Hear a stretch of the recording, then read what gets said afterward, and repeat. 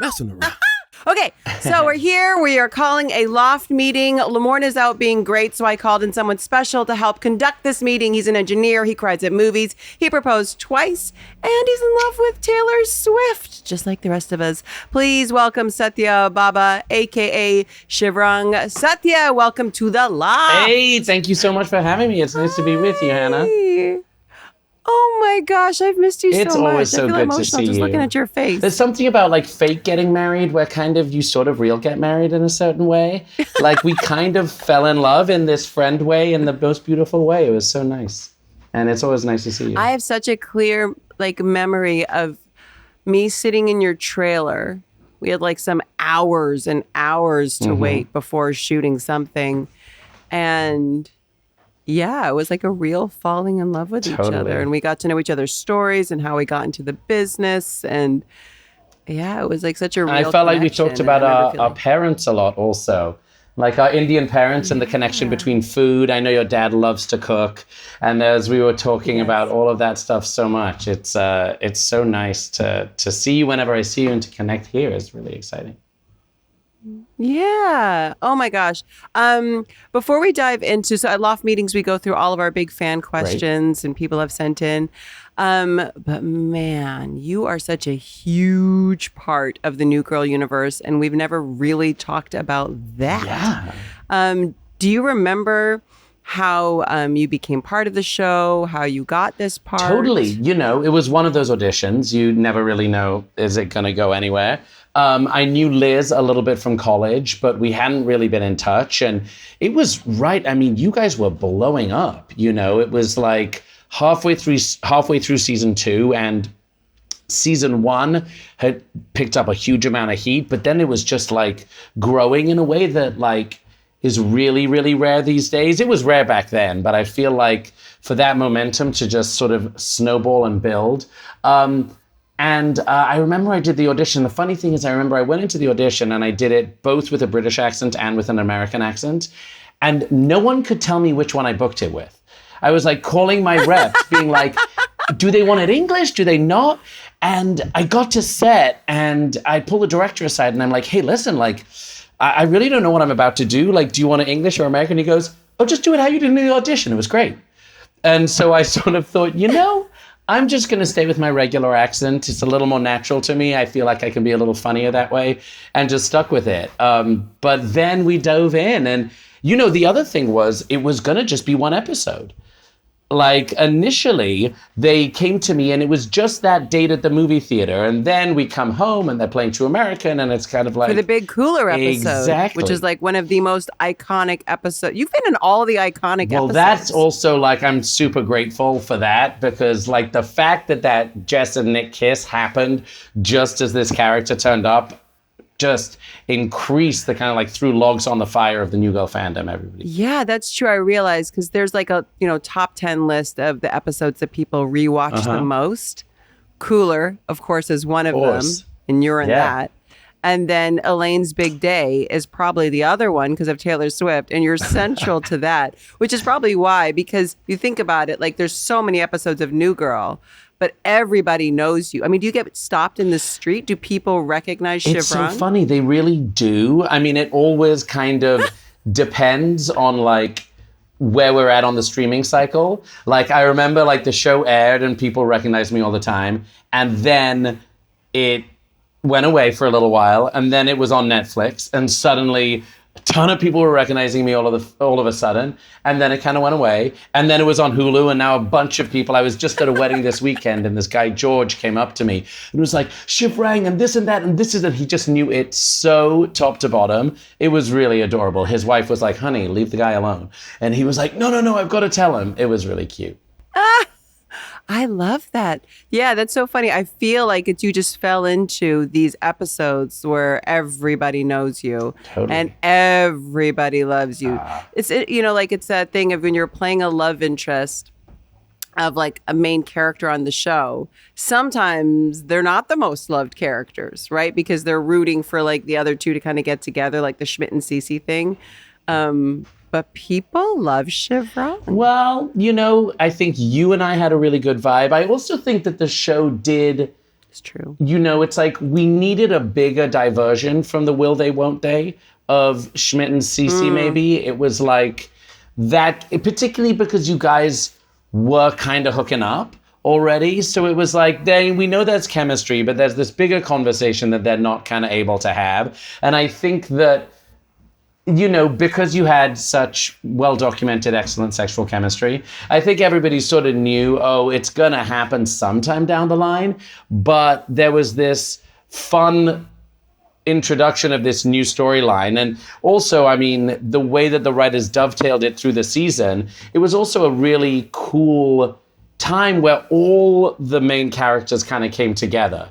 With the wedding and with some of these other things, as opposed to it being like just a CC storyline. Or, it's like your storyline was like the central plot of the season finale, which is like kind of newish in that ecosystem to sort of focus so much on that. And I think it just kind of brought everyone in together. And also, one thing I was thinking, and then this guy at the wedding who I just met kind of brought this up right to me, and I was like, wow, you really are a super fan.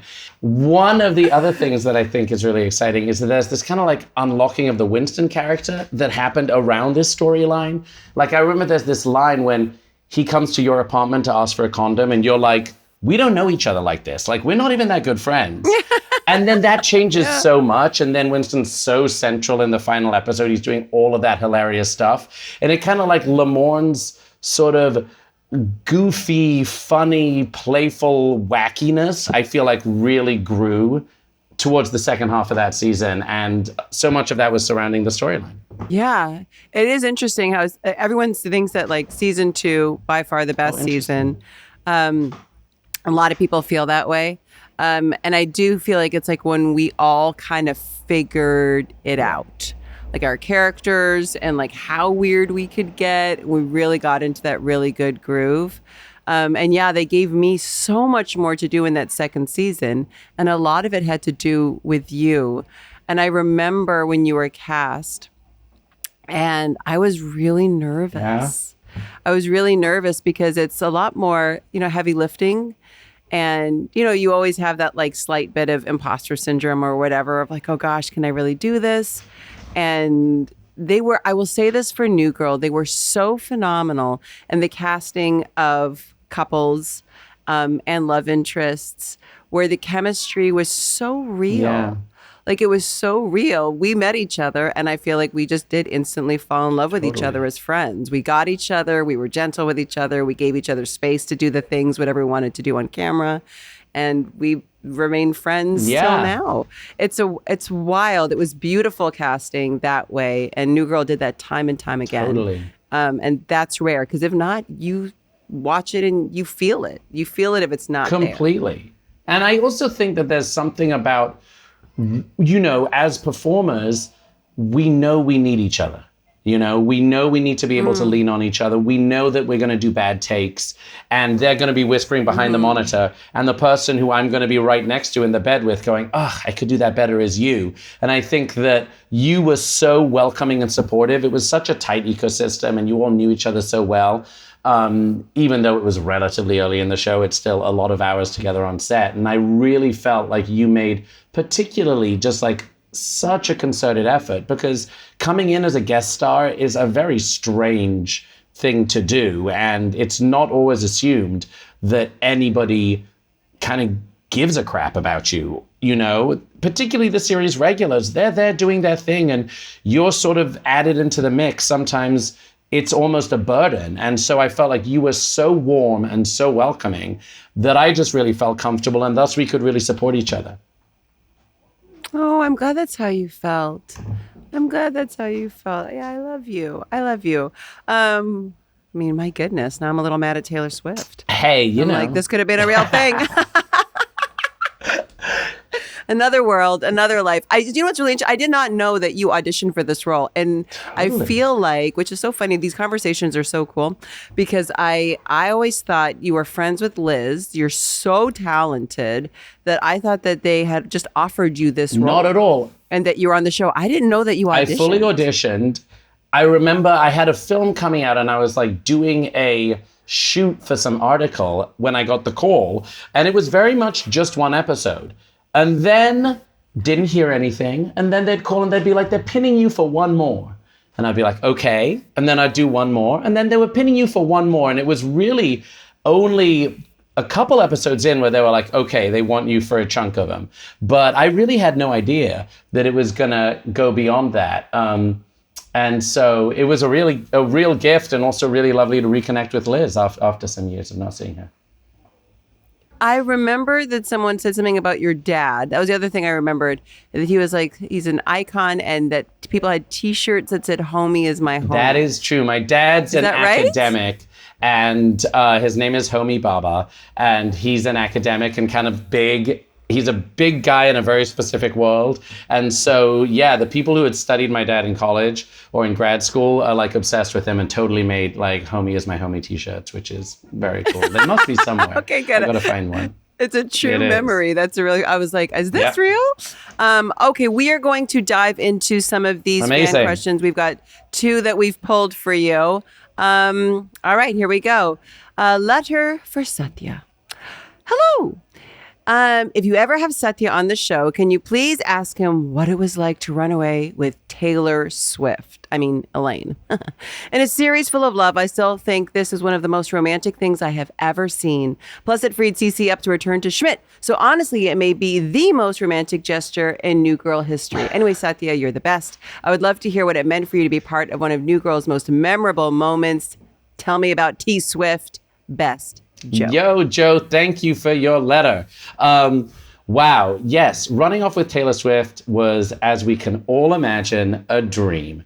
Taylor was so fun and like light and easy. You know, shooting television is quite slow.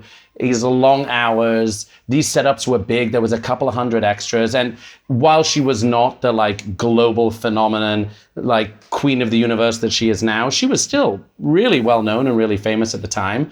And I just, you know, she's sitting in the middle of the audience with a bunch of strangers around her. And she was such a friendly and kind and easy presence.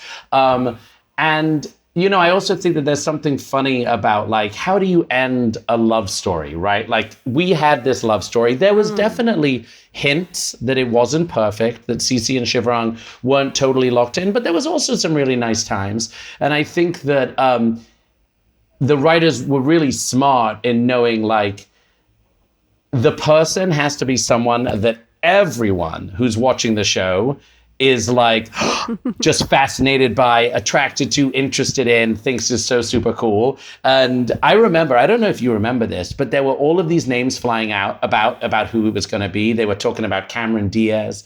They were talking about Lena Dunham. There was all of these different ideas. And then finally, I don't know how the stars aligned and it landed on Taylor Swift. It was really fun.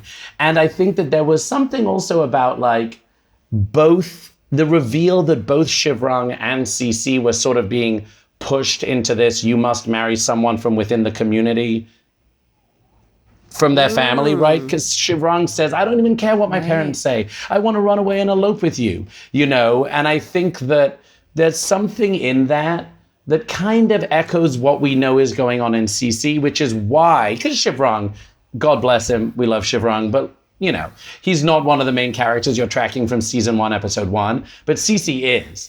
And so to hear what might have been something Cece was feeling, but coming out of Shirvang's mouth, I think really landed with the audience, which is why it felt romantic, because in that moment, you're like, great, I like that guy. I don't want him to be like alone and destroyed. He gets Taylor Swift, cool, but now Cece can get Schmidt, and that's what we really care about. Yeah. Do you remember like meeting Taylor? Do you remember the first, like any chats you had with her before, you know, the being, you know, picked up? All of that stuff. I remember that Taylor's trailer was in a separate bit. Like all of our trailers were somewhere. And then Taylor's trailer was behind the stage, like as close to the stage as humanly possible. And I remember she was sitting in her chair between takes, like on her phone. And I was really like, so nervous. But then I was like, you know, I've got to go up and say something. The first time we're going to talk to each other is not going to be on camera. And we talked about Nashville. She had been she's from Nashville, and obviously she'd been touring so much, or she'd spent a lot of time. Geez, is she from Nashville? Let's take that again, because I don't want to say some inaccurate Taylor fact. They will come for me.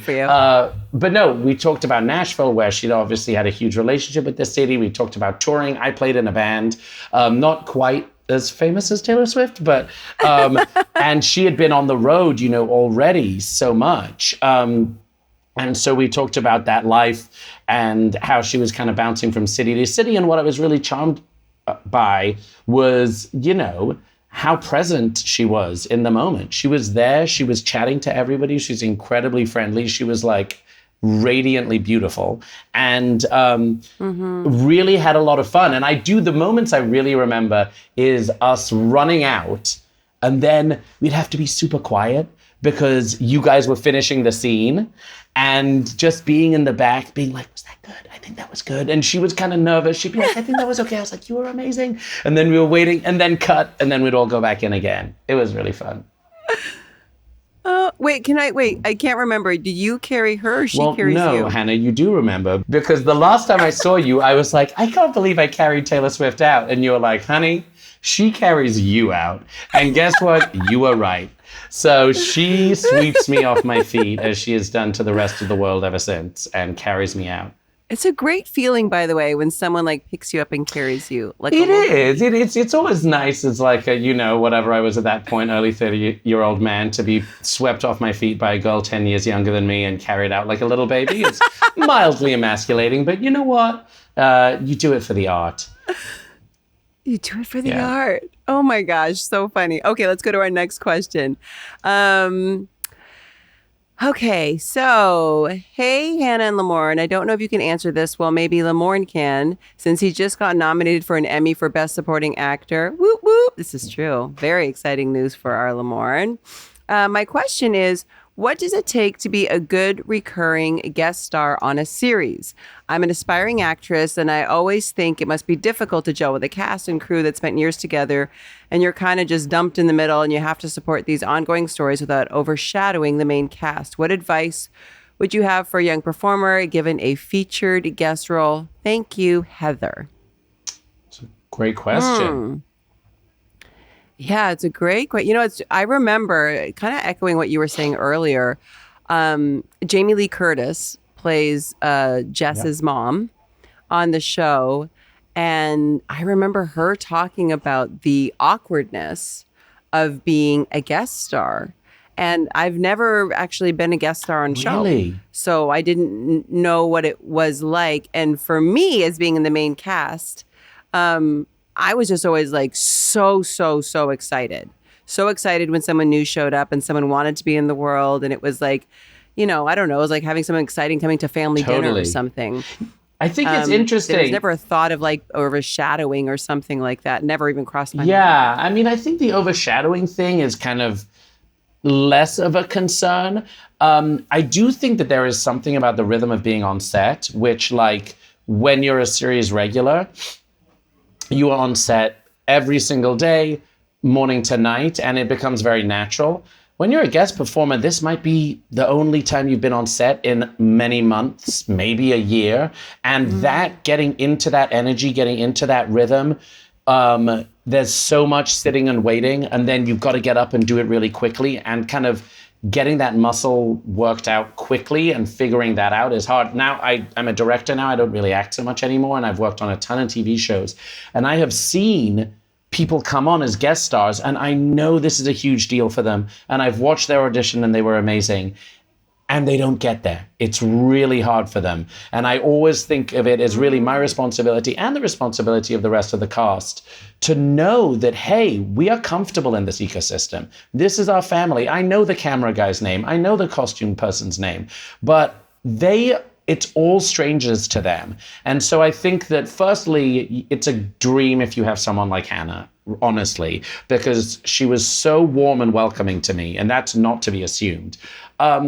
But then also I think that, sometimes as actors, our fear stops us from kind of shining our light that we know is in there, because you get scared and you get nervous. And so you're not expanding into the biggest and best version of yourself. And I think that what I've always noticed on both sides of the camera is take the swing.